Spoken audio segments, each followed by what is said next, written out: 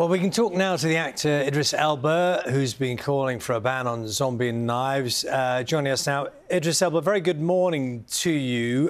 First of all, I wonder if you could just give us your thoughts ahead of this vote today on the new legislation.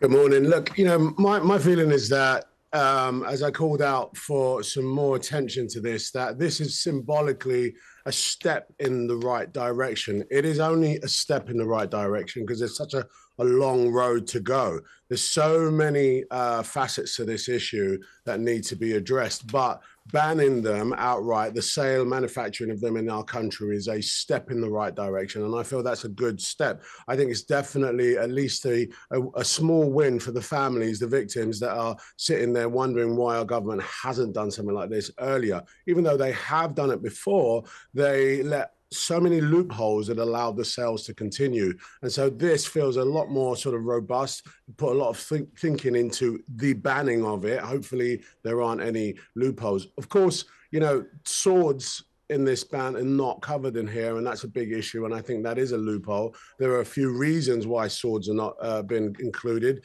because some swords are considered collector's items, some swords have historical value, but overall we believe that if you have a sword and it's a family heirloom or a historical value to you, have a license for it. Furthermore, I think any swords in our country are not needed on the streets. It's an important point you made a moment ago, Idris, about whether the ban can work. This issue of the sale, I mean, as we all know, you can buy things on the internet, they get sent from a distance. I'm just, the practicalities of this, you can have a law, you can have new legislation. Do you have concerns about whether it's achievable?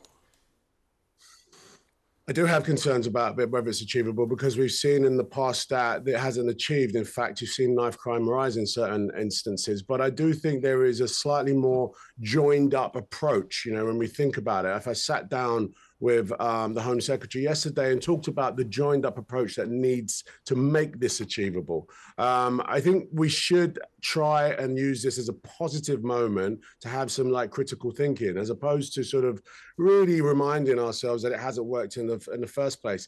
We know it hasn't worked, and we're all grieving the loss of lives for that. But at this junction, I think we can sort of really pinpoint the parts that have let us down before and say, right, okay, that didn't work. Let's fix that. Let's fix that. And let's fix that. We just spoke to the policing minister, and I'm not sure if you could hear that interview where you were. And Chris Philp just speaking to us a moment ago. He was talking about the measures they have in place at the moment. He was talking, for example, about wanting more stop and search. Is that something you approve of? Do you think that can work?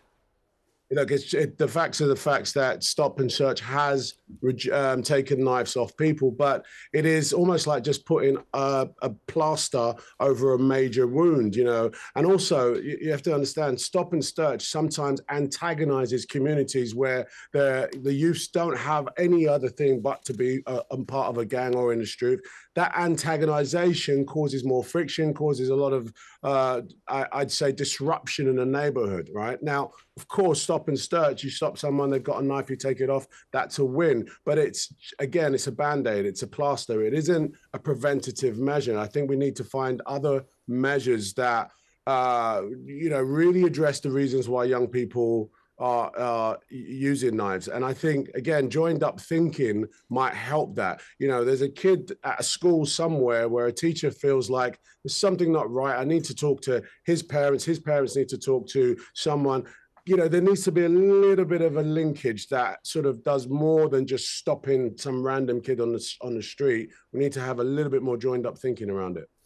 Idris, on this programme, we spoke yesterday to Grace O'Malley Kumar's parents following the killing of their daughter.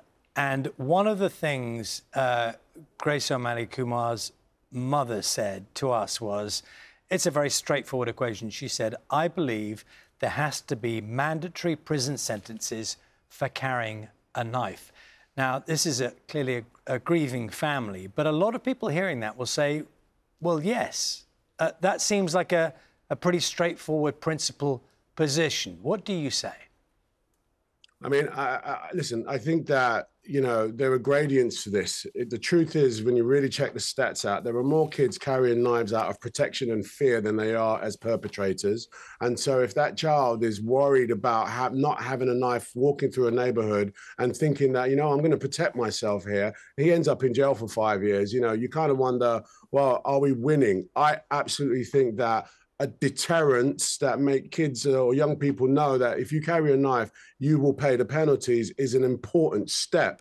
We need to have the gradients around that and the critical thinking to make sure that we're not just sending someone that's feared for their life. There are some kids that have been stabbed before and carry a knife because they don't want to get stabbed. There are some kids that carry a knife because they've seen someone else get stabbed.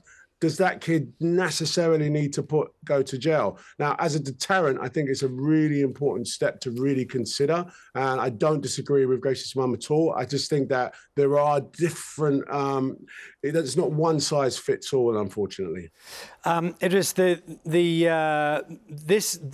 new measures the government are bringing in, clearly there's a hope that they will bring down the numbers. Now, when we were speaking to the policing minister just a moment ago, he was quoting to us hospital admissions for stabbings down 26% in amongst the other statistics.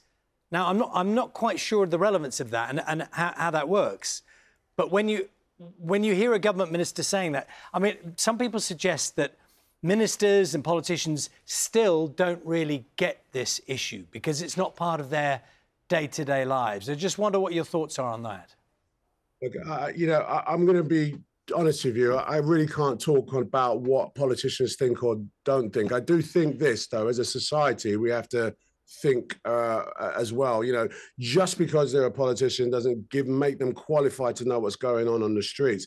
But the streets do, the communities do, the mothers and the victims do. And what we need to do is listen to them as well. We need to understand stats are stats, and that's what it is. But the truth is, I'm a parent. I'm doing this as a parent. I'm doing this because I don't know what the stats are. I just know I don't want my son to, or any child to find themselves lying in a hospital bed, or part of a statistics of a lower hospital bed rate, because our government hasn't really addressed this properly.